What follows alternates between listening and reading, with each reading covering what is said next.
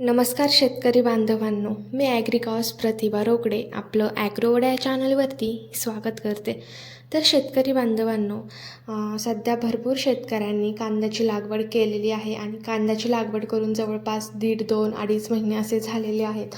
तर आता 2 महिन्यांच्या नंतर आपण कांद्याची चांगली साईज होण्यासाठी कोणत्या औषधांची फवारणी केली पाहिजे किंवा कोणते विद्राव्य खत सोडले पाहिजेत याबद्दलची सविस्तर माहिती मी तुम्हाला आजच्या व्हिडिओच्या माध्यमातून सांगणार आहे. तर तुम्ही व्हिडिओ शेवटपर्यंत व्यवस्थित बघा की जेणेकरून तुम्हाला संपूर्ण माहिती होईल. कारण कांद्याची साईज होणं हे फार महत्त्वाचं आहे की जेणेकरून आपलं पुढे जाऊन उत्पन्न हे चांगलं निघेल. आणि आता कांद्याला बाजारही चांगल्या प्रकारे आलेले आहेत, तर नक्कीच यामुळे शेतकऱ्यांचा फायदा होणार आहे. तर चला आपण जाणून घेऊयात की नेमके 2 महिन्यांच्या नंतर आपल्याला कोणते औषधांचा वापर करायचा आहे किंवा कोणते विद्राव्य खतं हे सोडायचे आहेत.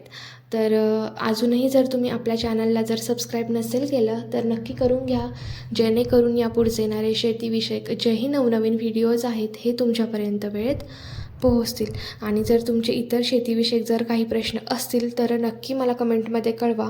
नक्कीच यावरती मी तुम्हाला रिप्लाय करेल. तर चला आपण व्हिडिओला सुरुवात करूयात. तर शेतकरी बांधवांनो, जेव्हा आपला कांदा हा 2 महिन्यांच्या पुढे जातो म्हणजेच 60 दिवसांच्या पुढे जातो, तर त्यावेळेस आपल्याला काय करायचं आहे, पोटॅशियम सोनाईट हे जे विद्राव्य खत आहे हे आपल्या कांदा या पिकाला टाकायचं आहे किंवा तुम्ही सोडूही शकता पाटबाणाद्वारे. तर पोटॅशियम सोनाईटचा वापर तुम्हाला आवश्यक करायचा आहे.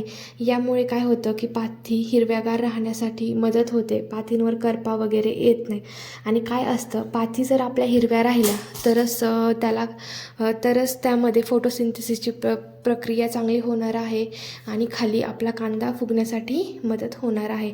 फोटोसिंथेसिस म्हणजे काय की अन्न निर्मिती पातींमध्ये व्यवस्थित होणार आहे आणि तोच अन्नरस खाली कांद्यामध्ये उतरणार आहे. तर यासाठी आपल्याला पोटॅशियम सोनाईटचा वापर हा आवश्यक करायचा आहे.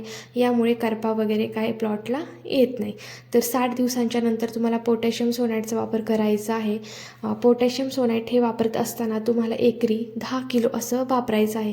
जर तुम्ही पाटपाण्याद्वारे पोटॅशियम सोनाईटचा वापर करणार असाल तर तुम्हाला 10 किलो एकरी हे घ्यायचं आहे.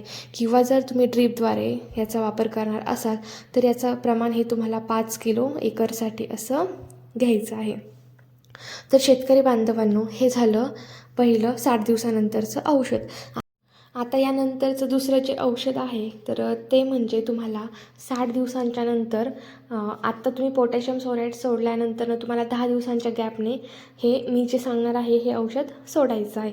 आता ते कोणतं आहे हे आपण जाणून घेऊयात. तर ते म्हणजे 05234 हे विद्राव्य खत. तर हे तुम्हाला घ्यायचं आहे. यामुळे काय होते की साईज होण्यासाठी मदत होते, कांद्याला चकाकी वगैरे येते. तर हे तुम्हाला घ्यायचं आहे. प्लस यामध्ये तुम्हाला चमत्कार हे घ्यायचं आहे किंवा तुम्ही लिओसिनही घेऊ शकता. तर याचाही वापर तुम्हाला आवश्यक करायचा आहे. यामुळे काय होतं की पातींमधील अन्नरस खाली उतरण्यासाठी मदत होते, पातींमधलं पूर्णपणे पाणी मुरण्यासाठी खाली मदत होते. तर हे तुम्हाला घ्यायचं आहे. आणि ह्या 2 औषधांची फवारणी करत असताना तुम्हाला यामध्ये बोरॉनचाही वापर आवश्यक करायचा आहे. आता शेतकऱ्यांना प्रश्न पडला असेल की बोरॉनचा वापर यामध्ये का करायचा. तर शेतकरी बांधवांना याचं मुख्य कारण म्हणजे की बोरॉनमुळे काय होतं की कांद्याची जी साईज झालेली असते त्याला क्रॅक वगैरे जात नाही आणि चकाकी शायनिंग असेल ही टिकून राहते. तर यासाठी तुम्हाला यामध्ये बोरॉनचाही वापर आवश्यक करायचा आहे. तर आता हे 05234 आणि चमत्कार हे औषध फवारत असताना तुम्हाला याचं प्रमाण किती घ्यायचं हेही आपण जाणून घेऊयात. तर 05234 हे घेत असताना याचं प्रमाण हे तुम्हाला 20 लिटरच्या टाकीसाठी 80 ते 100 ग्रॅम असं घ्यायचं आहे. प्लस चमत्कारचा वापर करत असताना किंवा लिओसिनचा वापर करत असताना याचं प्रमाण हे तुम्हाला 25 ते 30 ml प्रति पंपासाठी असं घ्यायचं आहे. यामुळे 100% कांद्याची साईज ही खूप छान प्रकारे होणार आहे आणि तुमच्या उत्पन्नामध्ये निश्चितच वाढ होणार आहे. तर ही सर्व माहिती मी तुम्हाला सांगितलेली आहे. या व्यतिरिक्तही जर तुमचे काही प्रश्न असतील, काही डाऊट्स असतील तर नक्की मला कमेंटमध्ये सांगा. नक्कीच यावरती मी तुम्हाला रिप्लाय करेल. आणि हो, जर तुम्ही अजूनही आपला ॲग्रोवर्ड हा चॅनल जर सबस्क्राईब नसेल केला तर नक्की करून घ्या, जेणेकरून यापुढचे येणारे शेतीविषयक जेही नवनवीन व्हिडिओज आहेत हे तुमच्यापर्यंत वेळेत पोहोचतील. तर चला भेटूया अशाच एक नवीन माहितीपूर्वक व्हिडिओमध्ये.